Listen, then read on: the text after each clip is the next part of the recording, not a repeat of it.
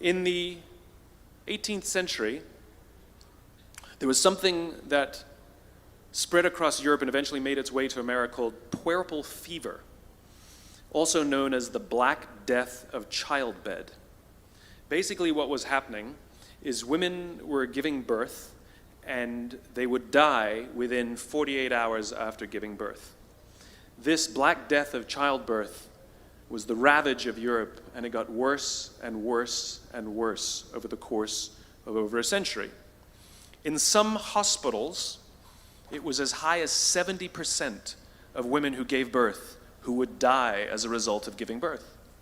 But this was the Renaissance. This was the time of empirical data and science, and we had thrown away things like tradition and mysticism. These were men of science, these were doctors. And these doctors and men of science wanted to study and try and find the reason for this Black Death of childbed, and so they got to work studying, and they would study the corpses of the women who had died. And in the morning they would conduct autopsies, and then in the afternoon they would go and deliver babies and finish their rounds.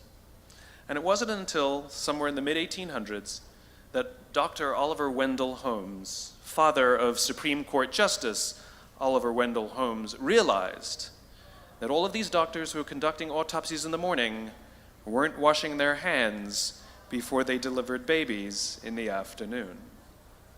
And he pointed it out and said, "Guys, you're the problem."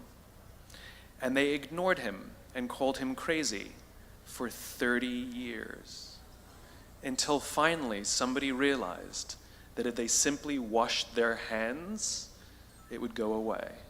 And that's exactly what happened. When they started sterilizing their instruments and washing their hands, the Black Death of childbed disappeared. My point is, the lesson here is, sometimes you're the problem. We've seen this happen all too recently with our new men of science and empirical studiers and these men of finance who are smarter than the rest of us until the thing collapsed. And they blamed everything else except themselves. And my point is take accountability for your actions. You can take all the credit in the world for the things that you do right, as long as you also take responsibility for the things you do wrong. It must be a balanced equation.